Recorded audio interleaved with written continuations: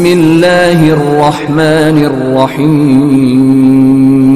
موجودہ دور کے فتنے اور ہماری ذمہ داریاں۔ یقیناً ہم جس دور میں زندگی گزار رہے ہیں یہ فتنوں کا دور ہے۔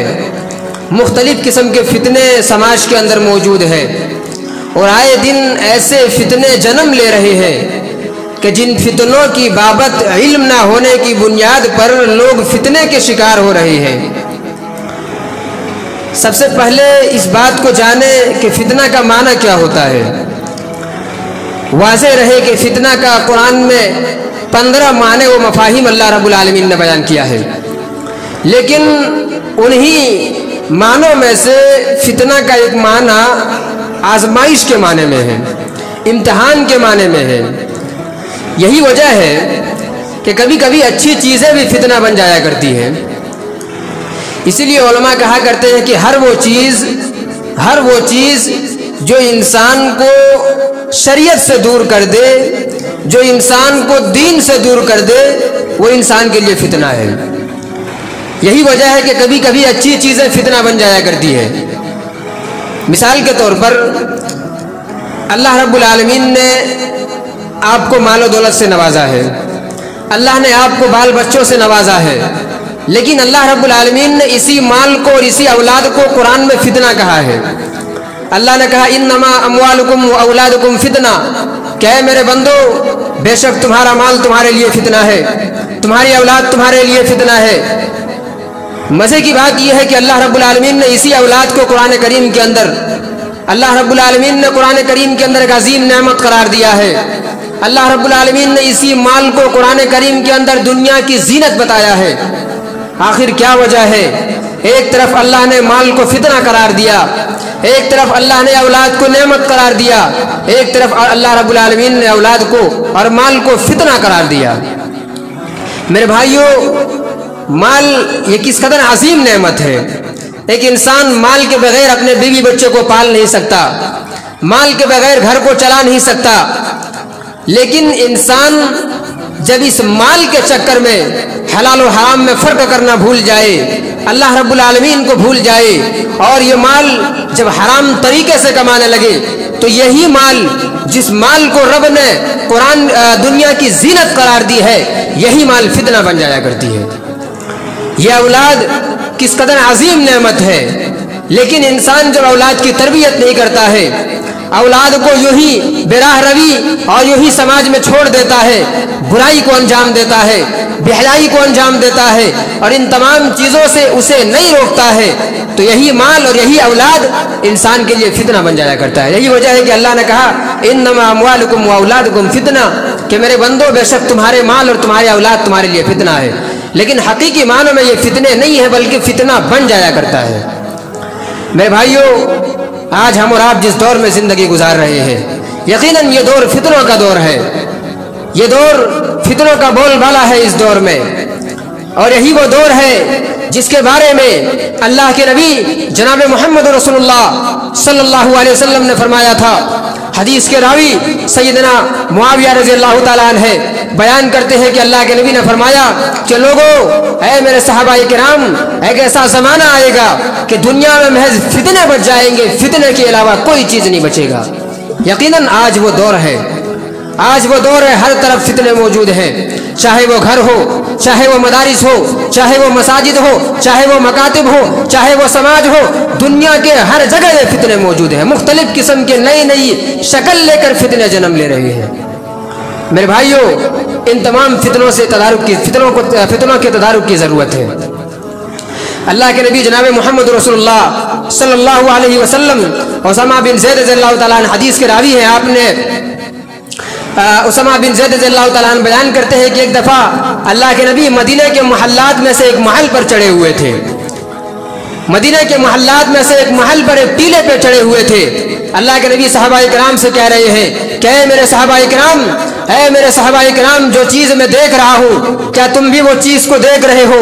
میری نظریں جہاں تک جا رہی ہے، اے میرے صحابہ کرام، کیا تمہاری نظریں بھی وہاں تک جا رہی ہے؟ صحابہ کرام نے کہا اے اللہ کے رسول، میری نظریں وہاں تک نہیں جا رہی ہے جہاں تک آپ کی نظر جا رہی ہے۔ اللہ کے رسول نے کہا کہ ایک ایسا زمانہ آنے والا ہے کہ فتنے ہی فتنے ہوں گے اور یہ فتنے تمہارے گھروں میں بارش کے قطرات کی طرح داخل ہو جائیں گے.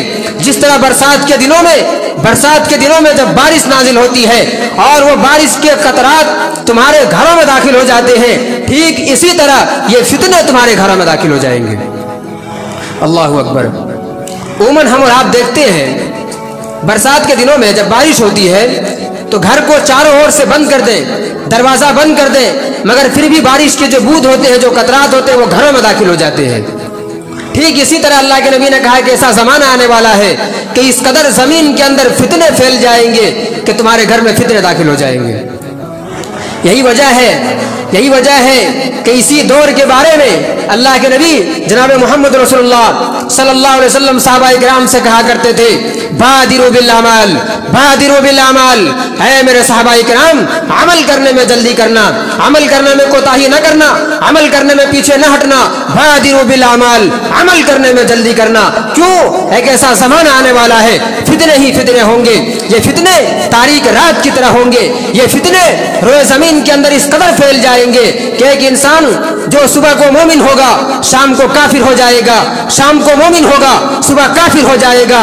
یبیع، اللہ کے نبی نے کہا کہ ایک انسان دنیا کے تعلق سے اور معمولی دنیاوی ساز و سامان کے لیے اپنا دین بیچ دے گا. یقیناً میرے بھائیوں، ان تمام باتوں پر غور و خوض کرنے سے معلوم ہوتا ہے کہ وہ دور آ چکا ہے.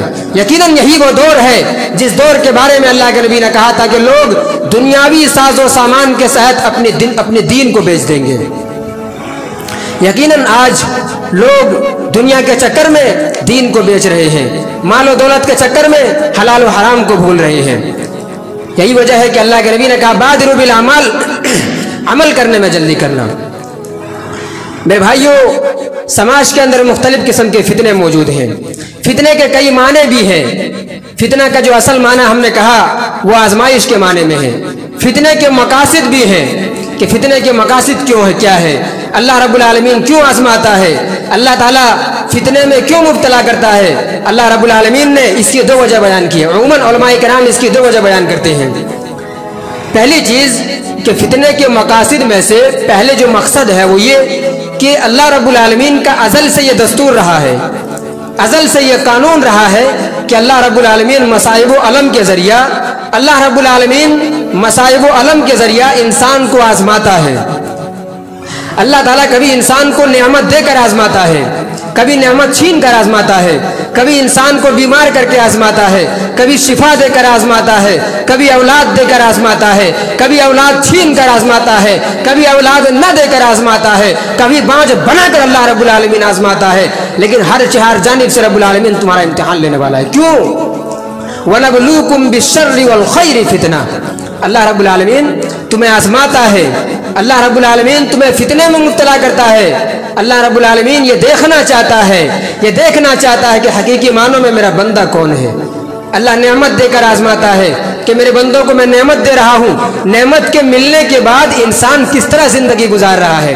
کبھی کبھار اللہ نعمت کو چھین کر آزماتا ہے کہ نعمت کو چھین کر دیکھتا ہوں میرے بندے کس طرح زندگی گزار رہے ہیں. سیدنا شعیب علیہ السلام کی زندگی کو یاد کریں.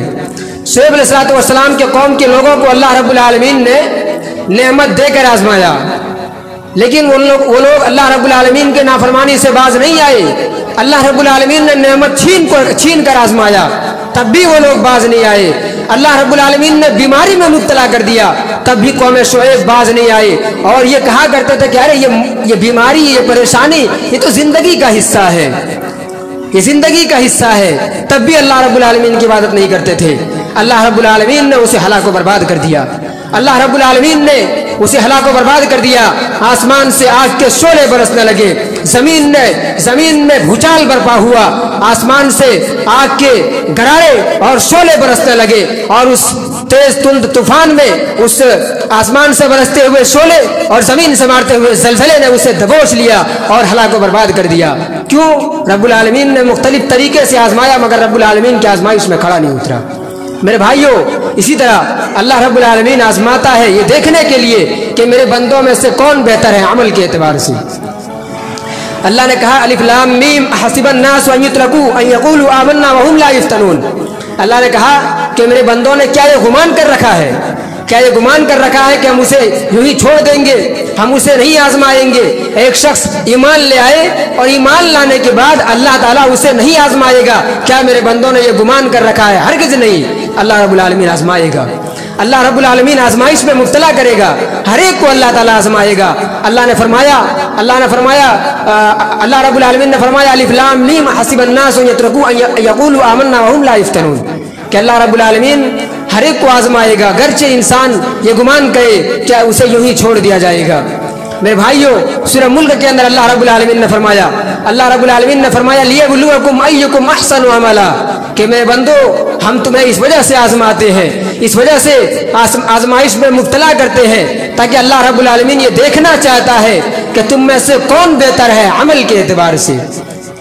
اللہ تعالیٰ آزماتا ہے کہ تم میں سے کون منافق ہے، تم میں سے کون جھوٹا ہے، تم میں سے کون فاسد ہے، تم میں سے کون ہے جو دکھاوے کے لیے نماز پڑھتا ہے، تم میں سے کون ہے جو رب العالمین کی نافرمانی کرتا ہے، رب العالمین کے لیے دکھاوے کے لیے عبادت کو انجام دیتا ہے۔ ان تمام چیزوں کو جاننے اور پرکھنے اور ان تمام چیزوں کی جانچ کے لیے اللہ تعالیٰ تمہیں آزماتا ہے۔ لیبلوکم ایکم احسن عملا، تم میں سے کون بہتر ہے عمل کے اعتبار سے۔ میرے بھائیو، یہ تو آزمائش اور فتنے کے تعلق سے ہو گئی۔ اب آگے بڑھتے ہیں، ذرا تصور کرتے ہیں اور غور و خوض کرتے ہیں اور اپنے سماج میں ذرا نظر ڈالتے ہیں کہ اس دور میں کون کون سے فتنے رائج ہیں، موجودہ دور میں کون کون سے فتنے ہیں جن فتنوں سے تدارک کی ضرورت ہے۔ انہی فتنوں میں سے ایک عظیم فتنہ ہے سوشل میڈیا کا فتنہ، موبائل کا فتنہ ہے۔ اس فتنے نے سماج کو برباد کر رکھا ہے، اس فتنے نے مختلف قسم کی بیماریوں کو جنم دیا ہے اور اس فتنے نے ہمارے گھر کی عورتوں کو تباہ و برباد کر دیا ہے۔ میرے بھائیو، یہی وہ فتنہ ہے جس فتنہ کی وجہ سے آج بیٹیاں ارتداد کی شکار ہیں۔ آپ ذرا تصور کریں کہ جب عورتوں کے ہاتھ میں موبائل ہوا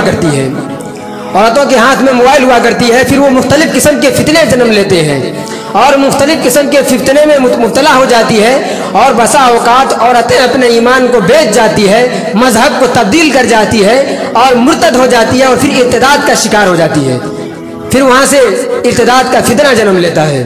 میرے بھائیو، آج سماج کے اندر یہ فتنہ موجود ہے، یہ سماج کے اندر فتنہ موجود ہے۔ میں آپ کی جانکاری کے لیے بتاؤں، ہم نے شہر بریلی سے تعلیم حاصل کی ہے۔ بریلی بڑا نہایت ہی معروف و مشہور ضلع ہے سرزمین اتر پردیش کے اندر، جو شرک و بدعات کا گڑھ ہے، مگر مسلمان اکثریت میں وہاں موجود ہیں، لیکن اس کے باوجود آئے دن اس طرح کی اخبارات میں خبریں آتی ہیں کہ ہماری بہنیں ارتداد کے شکار ہو گئی، مرتد ہو گئی۔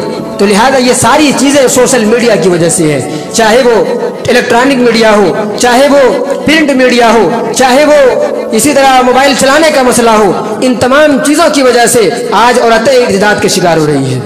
میرے بھائیو، ایک زمانہ تھا کہ لوگ طوائف کو دیکھنے کے لیے پیسے لگا کر جایا کرتے تھے، مگر آج ہم نے اپنی بہن بیٹیوں کی ہاتھوں میں موبائل دے کر خود اسے طوائف بنا دیا ہے۔ یہ حقیقت ہے سماج کی۔ آج لوگوں نے اپنی بہن بیٹیوں کے ہاتھوں میں موبائل کو تھما کر گھر کو آگ لگانے کا کام کیا ہے۔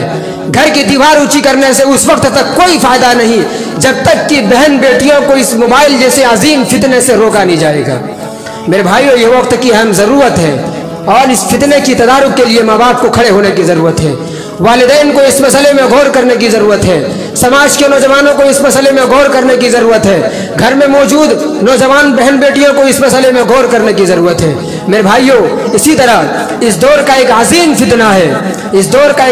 فتنہ ہے کہ انٹرنیٹ کے ذریعے علم حاصل کرنا اور پھر عوام الناس کے بیچ جا کر دعوت و تبلیغ کرنا، اور عوام اس فتنے کا شکار بھی ہو رہے ہیں۔ آج کتنے ایسے سماج میں ایسے دعات اور داعی ملیں گے آپ کو جن کا مدرسے سے کوئی تعلق نہیں، جنہوں نے مدرسے سے علم کو حاصل نہیں کیا ہے، جنہوں نے اساتذہ کے سامنے بیٹھ کر علم کو حاصل نہیں کیا ہے، جن کو قرآن پڑھنے کا سلیقہ نہیں ہے، مگر عوام کے بیچ جب آتے ہیں تو اپنے آپ کو داعی و مبلغ کی شکل میں پیش کرتے ہیں۔ انہی لوگوں کو آج کی اصطلاح میں بردرس کہا جاتا ہے، اور بردرس کا فتنہ ایک عظیم فتنہ ہے، فتنہ بردرس۔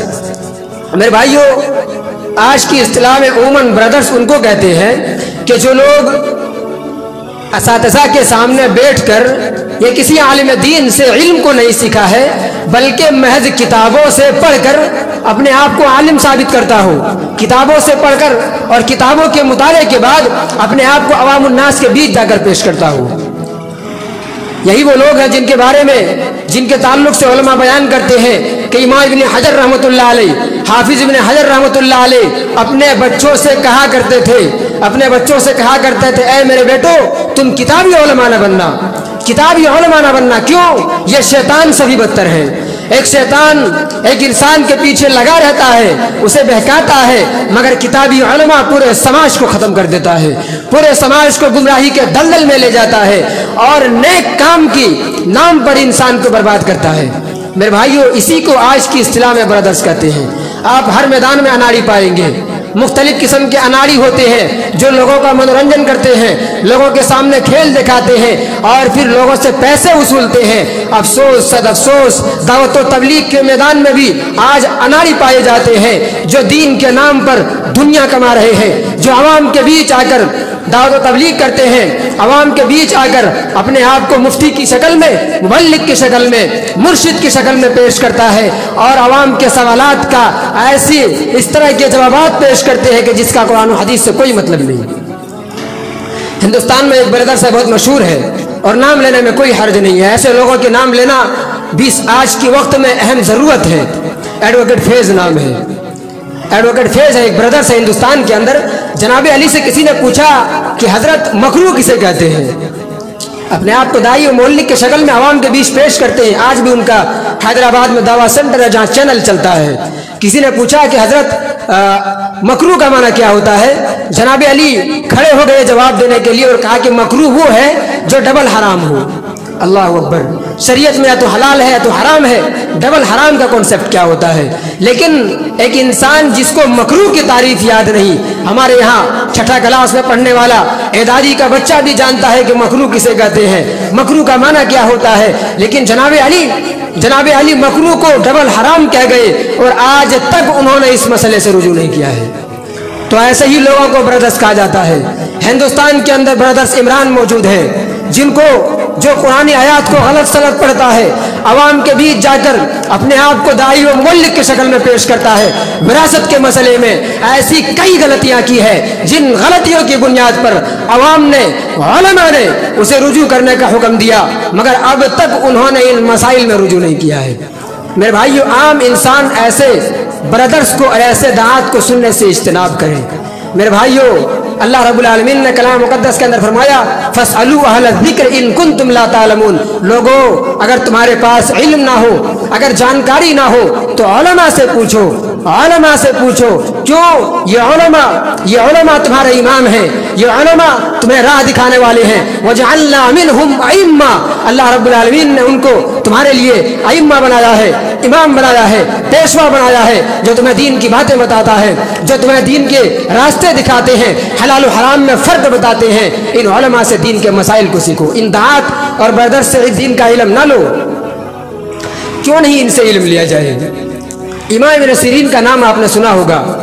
امام ابن سیرین ہمیشہ کہا کرتے تھے ان هذا العلم دین فانظروا عمن تاخذون۔ بعض کتابوں میں آپ کو امام ابن سیرین کا یہ قول ان هذا العلم دین فانظروا عمن تاخذون کے ساتھ بھی ملتا ہے۔ امام ابن سیرین فرماتے ہیں ان هذا العلم دین فانظروا عمن تاخذون، کہ میرے اے قوم کے لوگوں، بے شک یہ علم، ان هذا العلم، بے شک یہ علم دین ہے، لہذا جب تم کسی سے علم کو سیکھو، کسی کی تقریر کو سنو، تو گویا کہ تم ان سے دین کو لے رہے ہو۔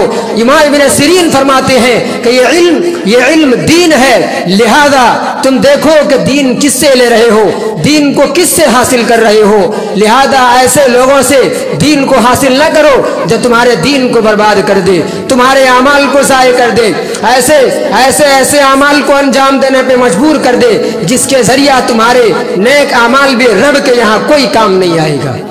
میرے بھائیو، لہذا ایسے برادر سے اپنے آپ کو بچائیے، ایسے برادر سے اپنے آپ کو محفوظ رکھیے جو علماء کے بیچ، جو عوام کے بیچ آتے ہیں، عوام کے بیچ آتے ہیں اور اعلان باقاعدہ ان کا شو چلتا ہے کہ آئیے ہم سے سوال کریں، ہم آپ کے سوالات کا جواب دیں گے گرچہ علم نہ ہو۔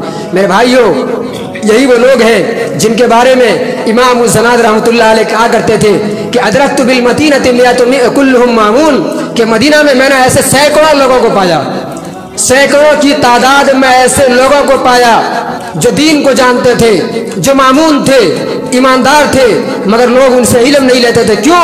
उन्होंने इल्म को उलमा से नहीं सीखा था, किताबों से पढ़कर सीखा था। लिहाजा ऐसे लोगों से इल्म लेना जायज़ नहीं है, ऐसे लोगों से इल्म लेना दुरुस्त नहीं है। इमाम मालिक रहमतुल्लाह अलैह कहा करते थे कि लोगों, मुसहफ से जिन्होंने सीखा है, किताबी उलमा से बचो और किताबी उलमा से दीन को ना लो, किताबी उलमा से इल्म को ना सुनो। क्यों? वो खुद भी गुमराह होंगे, तुम्हें भी गुमराह कर देंगे। मेरे भाइयों, सरजमीने पड़ोसी मुल्क के अंदर एक आलिम दीन मौजूद है, बहुत बड़े आलिम दीन है, मुहद्दिसुल असर अल्लामा अब्दुल्ला नासिर रहमानी, बहुत बड़े आलिम दीन है। उनसे सवाल किया गया इस ताल्लुक से, तो उन्होंने कहा कि ऐसे आलिम की तकरीर को सुनना जायज़ नहीं है जिनके अकीदे का आपको इल्म ना हो, जिनके अकीदे का इल्म ना हो, वैसे आलिम दीन की तकरीर को सुनना जायज़ और दुरुस्त नहीं। मुमकिन है आम आदमी फिसल जाएंगे, आम इंसान गुमराह हो जाएंगे। मेरे भाइयों, इसी वजह से ब्रदर्स को सुनने से इज्तिनाब करें। उमूमन हमारे नौजवान और आज के दौर में हमारे कौम के लोग इन ब्रदर हजरात की जानिब बहुत ही ज़्यादा मुतवज्जे होते हैं। इनके यहाँ बहुत ही फितने हैं, उन फितनों के ताल्लुक से आगे बात करेंगे। इसी जुमरे में एक बात और आती है। एक साहब है, एक ज़माने में लोग बड़े सुनते थे, आज भी सुनते हैं, इसरार, डॉक्टर असरार अहमद का आपने नाम सुना होगा। डॉक्टर असरार अहमद के यहाँ वहदतुल वजूद का अकीदा है, यानी हर चीज़ में अल्लाह रब्बुल आलमीन को कहते हैं मौजूद है। मेरे भाइयों, ये भी इस दौर का अजीम फितना है। उलमा इस ताल्लुक से बारहा मना करते हैं कि आम इंसान को ऐसे आलिम दीन की किताब पढ़ने और ऐसे उलमा की तकारीर को सुनने से इज्तिनाब करना चाहिए।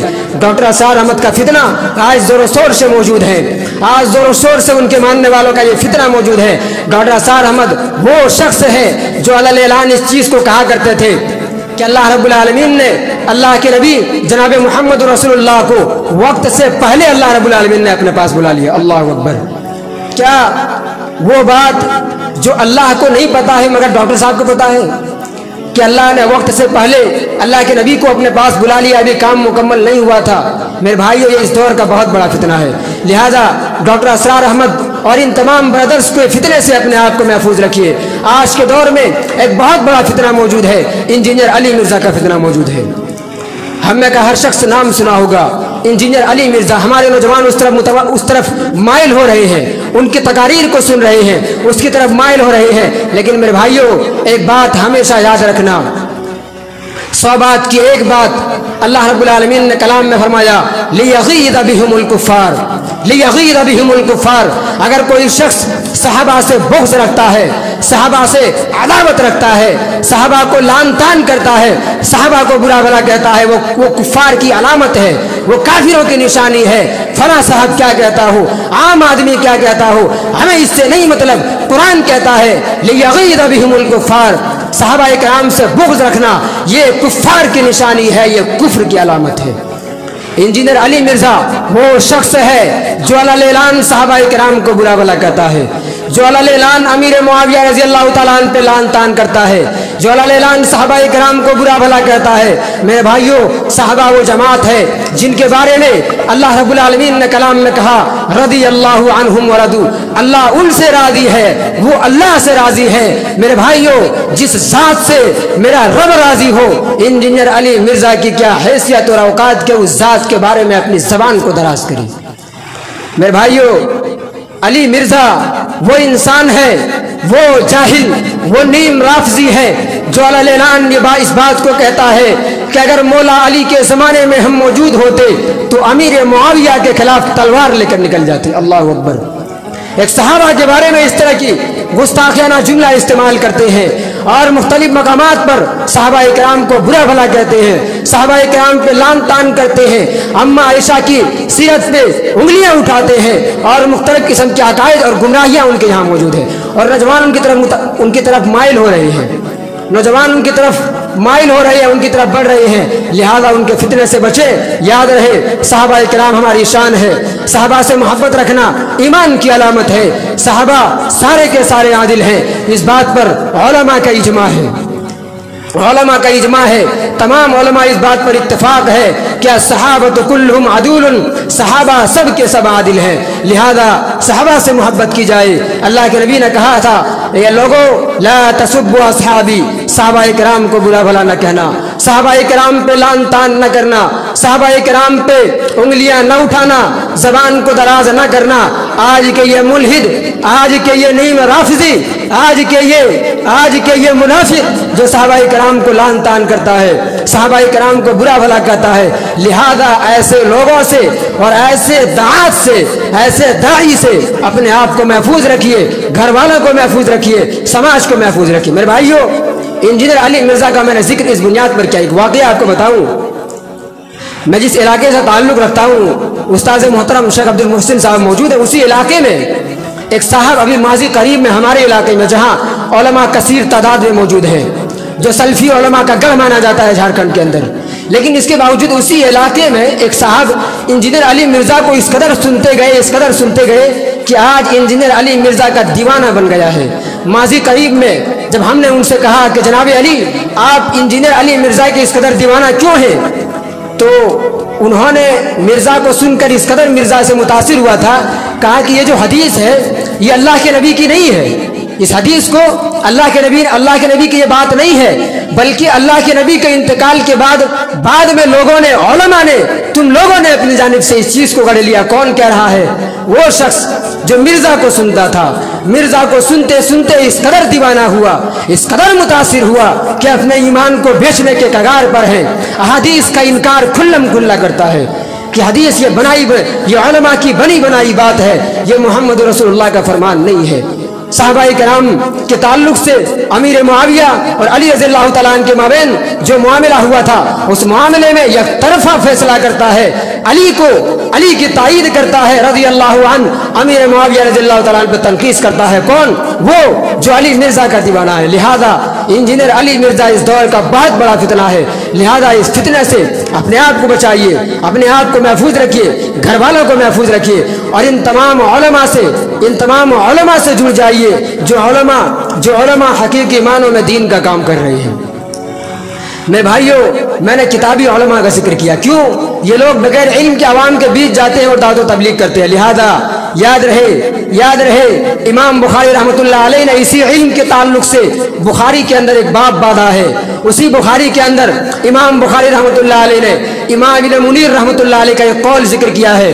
امام ابن منیر رحمۃ اللہ علیہ ہمیشہ کہا کرتے تھے کہ اللہ رب العالمین کے یہاں ایسی بات کا کوئی فائدہ نہیں، اللہ کے یہاں ایسی بات کی کوئی اہمیت نہیں جو بغیر علم کے لوگ کہا کرتے ہیں، بغیر علم کے بات کی ہوئی اس بات کے رب کے یہاں کوئی فائدہ نہیں۔ لیکن افسوس آج ہندوستان کے اندر یہ بردرس جو ٹائی لگا کر عوام کے بیچ آتے ہیں، ہم نے ٹائی لگانے کو ناجائز نہیں کہا ہے، علماء نے جائز کہا ہے، پینٹ شرٹ پہننے کو جائز کہا ہے، اس میں کوئی قباحت نہیں ہے، کوئی معیوب عمل نہیں ہے، لیکن سوال یہ ہے کہ بغیر علم کے عوام کے بیچ اپنے آپ کو مفتی کی شکل میں پیش کرتا ہے۔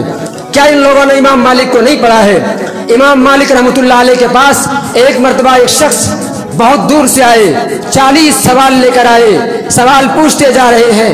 امام مالک کہہ رہے ہیں لا ادری، میں نہیں جانتا۔ کون؟ امام دار الہجرہ، فقیہ مدینہ، فقیہ زمانہ امام مالک رحمۃ اللہ علیہ کہہ رہے ہیں لا ادری، میں نہیں جانتا، مجھے اس بات کا علم نہیں ہے۔ وہ انسان سوال پوچھتا گیا، امام مالک کہتے گئے لا ادری، میں نہیں جانتا۔ علماء بیان کرتے ہیں کہ 40 میں سے محض 3 یا 4 سوالوں کا جواب دیا تھا، بقیہ سوالوں میں کہا کہ مجھے نہیں معلوم۔ اللہ اکبر، یہ ہمارے علماء تھے، یہ ہمارے اسلاف تھے جو اللہ رب العالمین سے اس قدر ڈرتے تھے۔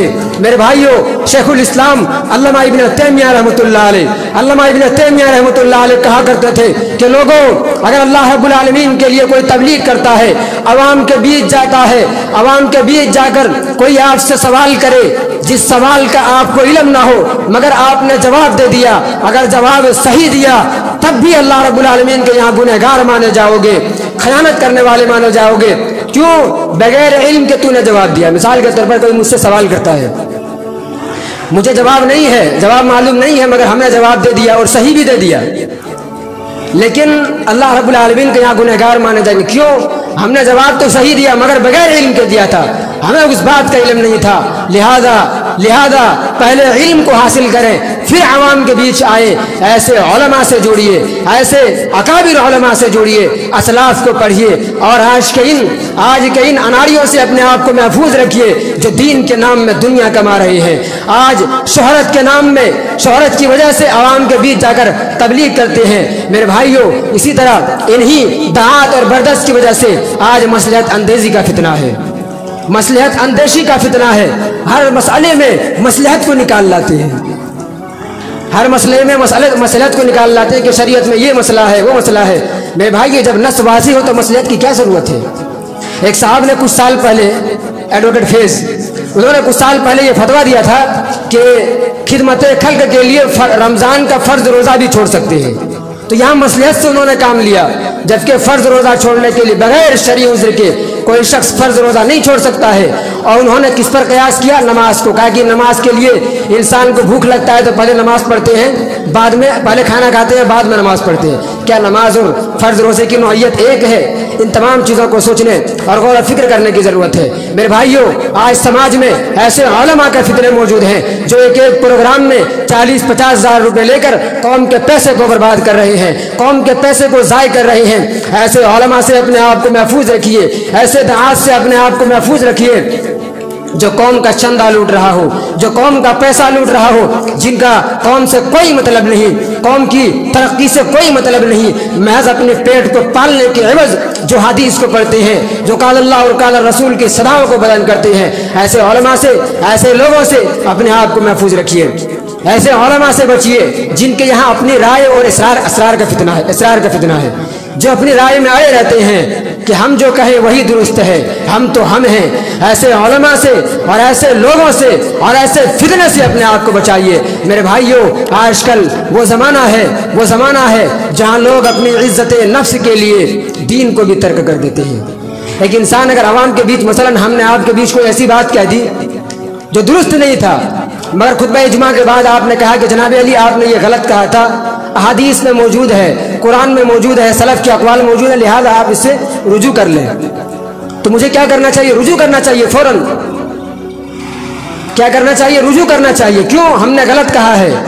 کھیت میں ہل چلانے والا ایک شخص بھی اگر مجھے کہتا ہے کہ تم نے ممبر رسول میں فلاں چیز کو غلط کہا تھا، آنکھ کو بند کر کے ان کی باتوں کو ماننا پڑے گا، چاہے وہ عالم ہو، چاہے وہ جاہل ہو، کھیت میں ہل چلانے والا ہو، چاہے وہ مختلف طرح سے پھاوڑے چلانے والا ہو، ایک عام انسان بھی اگر آپ سے کہتا ہے دلائل کی بنیاد پر کہ آپ نے غلط کہا ہے، آپ کو ماننا پڑے گا۔ اگر آپ نہیں مانتے ہیں تو پھر دعوت و تبلیغ کا حق آپ کو نہیں ہے۔ مگر افسوس، آج ہندوستان کے اندر کتنے ایسے برادرز ہیں، کتنے ایسے لوگ ہیں، کتنے ایسے دعات ہیں جو مختلف قسم کی مسائل میں غلطیاں کیے ہوئے ہیں، مگر رجوع کرنے کے لیے کہا جائے تو رجوع نہیں کرتے ہیں۔ کیوں؟ عزت نفس کا خیال ہے ان کو۔ عوام کے بیچ جو ریپوٹیشن بنا ہوا ہے، جو عزت بنا ہوا ہے، ان کے جو ویورز ہیں، ان کے جو دیکھنے والے ہیں، کہیں وہ لوگ ان سے ناراض نہ ہو جائے، کہیں ان سے ہٹ نہ جائے۔ بعض بیچارے جو دعات ہیں ہندوستان کے اندر، وہ تو شوق سے کہتے ہیں کہ ہمارے اتنے 40 لاکھ فالوور ہو گئے، الحمدللہ اس مہینے میں مجھے 40 لاکھ لوگوں نے دیکھا۔ یہ ریا اور نمود نہیں تو اور کیا ہے؟ کیا یہی تبلیغ ہے؟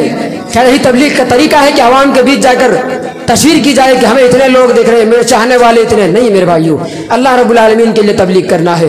کتابی علماء سے بچیے، اس دور کا بہت بڑا فتنہ ہے، کتابی علماء سے بچیے۔ ہندوستان کے برادر سے اپنے آپ کو محفوظ رکھیے، ایسے علماء کی تقاریر کو نہ سنیں، چاہے وہ ڈاکٹر اسرار احمد ہو، چاہے وہ انجینئر علی مرزا ہو، چاہے وہ طارق جمیل ہو، چاہے وہ طارق مسعود ہو۔ اسی طرح عقائد کے میدان میں، کہاں؟ عقائد کے میدان میں ڈاکٹر ذاکر نائک کو بھی سننے سے اجتناب کریں۔ عقائد کے میدان میں ڈاکٹر ذاکر نائک کو بھی سننے سے اجتناب کریں۔ کیوں؟ یہ وہ علماء ہے جن کے یہاں علم ہے، مگر جو منہج صحابہ کا تھا، جو منہج اسلاف کا تھا، اس منہج سے یہ لوگ بھٹکے ہوئے ہیں، یہ لوگ اس منہج سے بھٹکے ہوئے ہیں۔ لہذا سلف کے منہج سے جو بھٹکے ہوئے ہیں، ایسے لوگوں کی تقاریر اور کتابوں سے اپنے آپ کو محفوظ رکھیے۔